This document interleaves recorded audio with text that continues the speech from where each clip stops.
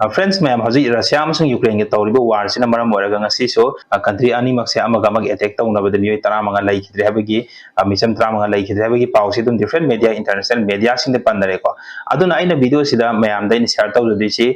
अदु कोइन तौराबो वार से हारिबो वार सिदा रशिया न ngambrai sungam de दुगा यूक्रेन न ngambrai sungam de को सिगी मतंग दे वीडियो सिदा मैम दा शेयर तौजगे दुगा मैम नसु वीडियो सि लोइफो यंबियो तसेंगना मसिगी वीडियो सिदा याम थिना कानाबो खरदि फंगने हाबगी थाजबसु लई को अदुना आइगी नुसिजरबा व्यूअर सिंग दसु मैम गी मफम दा इन रिक्वेस्ट अमतंग तौजरिबसिना नौना चंगमिर को इसिना नाउसिना चैनल असिबसु मैम दा सपोर्ट तौबी वना सब्सक्राइब तौसिनदिरम अदुगा मैम गी कानागदबा जियोपॉलिटिक्स का मई लेनेबा वीडियो कयामसु अदु मतम मतम गी मैम दा शेयर तौजरके अदुना अखोइना मसिदा खंजिन बियाबसे रशिया न अहान 2022 दा चंगखिबो वार से मतम सिदा रशिया न खनखिबसे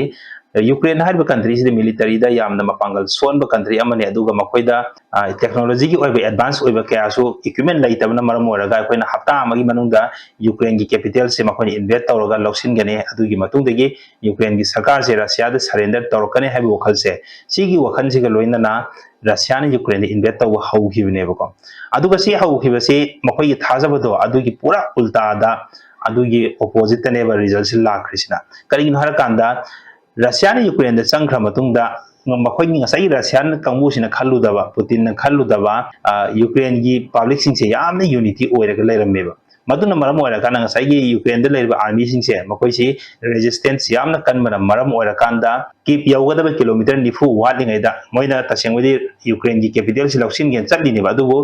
कैपिटल से यौगदबा किलोमीटर 90 वाटलिङैदगी चंगम ngमखिद्रे अदुगी मतुंगदगी रशियन आर्मी से हंदोरखिबनेबा सिगी मतुंगदगी वार सिगी यामना वारी से तोंगान तोंगान बा लाखबा होसे मदुगी मतुंगदगी रशिया ना हजिके किप्ता चंगुरा मतुंगदा ngमददना हंदोरखरा मतुंगसिदगी नेटो की कंट्रीज लेरिबा मरुइना अमेरिका ब्रिटेन अदुगा फ्रांस जर्मनी से हारिबा कंट्री सिंसे यूक्रेन द तोंगसिलगा वार से मखा ताबा सोकनखरेको अदुगा अखोइना मसिदा नोट तौसिनबा याबसे तौरिबा वार सिदा रशिया ना डायरेक्ट ngमद्रगसु मखोइना यूक्रेन की ईस्टर्न यूक्रेन साइड से यूक्रेन की चाउखरबा Donbas हारिबा reason सिबुदा अयाम्बा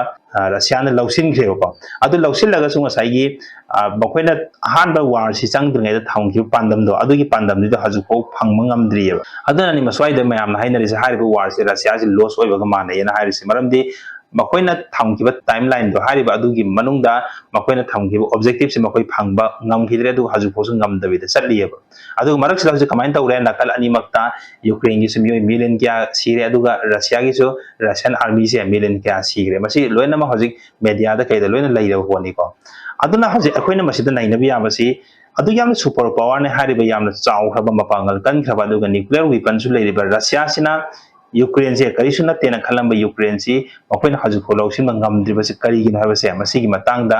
case study ओइना अखोइ मखाता video दा मु यंगसेबा वार से हौरबा मतुंगदा यूक्रेन से नेटो कंट्रीज में तोंसिनबा हौग्रेको तोंसिनबा हौर मतुंगदा मरुओइना मसिदा यूएसए ननेबा यूक्रेन दा मतेंग पांगिसे यूएसए ना पूरा थांगा चलमने हजुकुदि खरा हंथरेको नौना तौरिङे मतमसे मसिगी मतमदा पूरा यूएसए ने यूक्रेन थांगा पुरमबनेबा मरुओइना अखोइगी वार से हौबदगिना हजुक फौबदा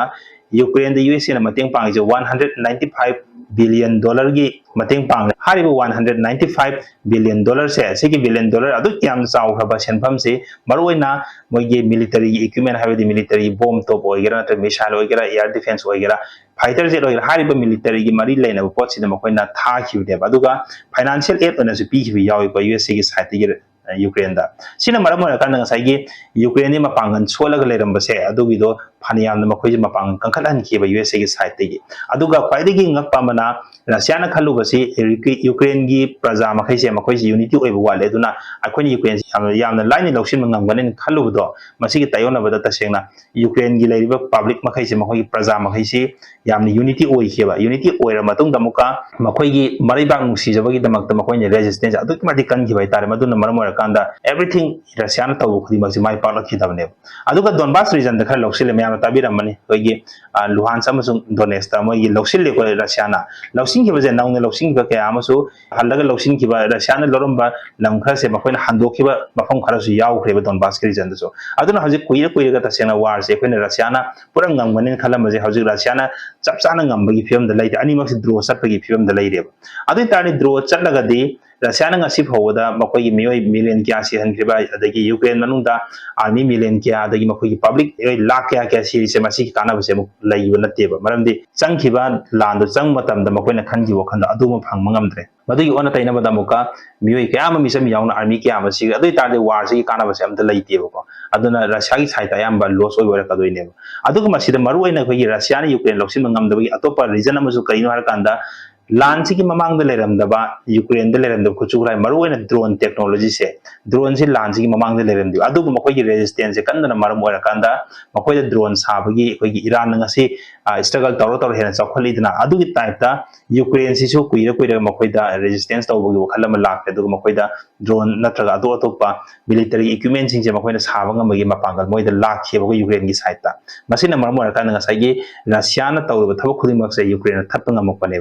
अदुगा ड्रोन की मतंग से मैम खामीगदौसे हौजे हौजे वर्ल्ड की पैना ड्रोन टेक्नोलॉजी द पूरा टॉप तरह से ईरान अमसुंग यूक्रेन सिने तसेंगोइदे हारिब कंट्री अनि से ईरान मोइदे हानदे लेजरे को मसागी अदुबो यूक्रेन हारिब कंट्री सिगेदि मखोई की ड्रोन टेक्नोलॉजी से वार से ममांग कया लेरम देबो अदुबो वार से न मरम ओरकन अखोई हिंगदबि यादे अखोई सीबी यादे हेबसे मसिगी वखल दगी मखोई एनी उपाय तौर कांद लंबी थिरको ड्रोन साबगी पोसे मखोइदा हाइहिबनेबो अदु मदुदो चंगमा इक्विपमेंट दुबुदि नेटो कंट्रीज तगी लौरेदनको अदुना मरम ओरकन ngसाई यूक्रेन सिना मको ड्रोन से सिनरकांदा रशिया की आर्मी लाई मफम सिंजे मखोइना ट्रैक तौरे अदुगा ngसाई ट्रैक तौरकांदा स्ट्राइक तौरगा मिसाइल अटैक तौब नत्रगे एनी अटैक ड्रोन अटैक तौरकांदा दुमाइना रशियन आर्मी से सीबा हातपसि हौरखिबनेबो अदुदगी रशियन आर्मी से फनियामना हंदोखरबने बॉर्डर एरिया अदुना हजिक लाइरिबा कंडीशन जिदा अखोइना खंजिनबि याबसे यूक्रेन का रशिया का थेंगनरिबो वार से तसेंबगी यूक्रेन का नेटो का पुल्लगा रशिया माथनि खक थेंगनबगा मानयेबा मुका मरमदि कइगिनो यूक्रेन दा तंगसी थादरिबा पैसा होइगेरा मिलिटरी इक्विपमेंट होइगेरा अयामन मसिगी खुदिमक से नेटो कंट्रीज की सप्लाई तौरगो एरपनिना यूक्रेन का नेटो का पुल्लगा रशिया माथनदगा थेंगनबो अदुगी टाइप तने बोय खलेछि अदुना रशिया से हजि फरवर हायरगा लेरे ngamdreba मखोई इकोनॉमी जो फनियाम सटलेदना मसी मतांग से अदुगा मियोय पैसा दुदि नोमा अमरोंदा तानखि अदुगा मियोय मिलियन क्या गी मखोई की सिटीजन कया सो सीग्रबनेबा रशिया गी वार सिदको अदुना मसिदा अखोइना निसिंग याबा मना एनी कंट्री समबदा हजिकान तौरिसे मसी यूएस ने ईरान दा वार ताखिबो सिसिगा चपानेबा याम लाइन मखोइना हप्ता अमगी मनुंदा ईरान से मखोइना ngamgone अदु ईरान की सरकार से लौथरा कांदा सरेंडर तौहनगेने चंगिबा ngasi मदुगी उल्टा दा मुका यूएसए से लॉस ओरिनेबा मिडल ईस्ट नत्रा सिगे चमानना हजिक लाइबा रशिया अमसुंग यूक्रेन की वार से सिदसु लॉस ओरिनेबा रशिया से अदुना अखोइने सिदा तमजिनबा याबसे हजिकी मतम की वारफेयर हाइतर मॉडर्न वारफेयर दि अखोइने ngasi उरिबा सुपर पावर ने के लाइबा कंट्रीज मखैसे हारिबा कंट्रीज सिंह वार मखोइतना ngamgane habase hajik madui security amu full laitreba matam amana matam amo igre hajik ko inda dugi pot por mangreba ko security amu full laite super power se maming khagi habagi type ta lakreba aduga masida koina nainabi habase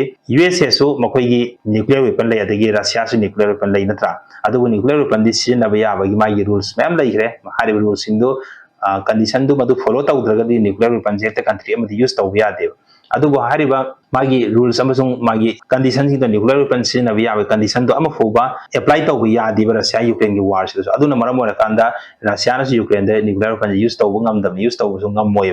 अदुगा समानी ngasai USA ना सु Iran दे nuclear weapon use तौबा ngamde ta ngam सु ngam अदुदि हजिक से थेंगदारि वार से कइनो super power ने हाबा की केमदा अर्थ लै न्यूक्लियर वेपन सिना ने को पृथ्वी दे कंट्री अमगा कीना हलिबा मयाम तौरमी नाहदगी तौरमी मयाम से कीना हलमी से अदु न्यूक्लियर प्रोसेस मसिगी यूज तौफम लैत्रगदी कंट्री अमगा कनासु हेनरोइबको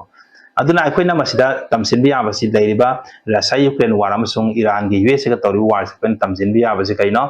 मसा मसा की कंट्री की प्रजा सिंजना मखोइ यूनिटी याम ओइरगदी फनियाम ने कोइ सुपर पावर ने हाइबा जाखोत्रबा कंट्री सिंजे मखोइ सु नमथबा अमदंग ngam मसे कोई नोट तौसिनबि याइको मजे अखोइ स्टेट सिदा सुगाइरे अखोइ मणिपुर सुगाइरे एनी मणिपुर इरांग अमा थोलक मतमदा मणिपुर की प्रजा ना यूनिटी ओइरि फौबा मणिपुर जे कनाम सु थुगाइबा ngam कनागोमा मपान फोर्स अमदन मणिपुर नमथबा ngam अदुगा वीडियो असि की ओना दि मतंग सिदा लो सिनजरगे अदुगा नेक्स्ट वीडियो दा मयाम पुनमुक उनरसे।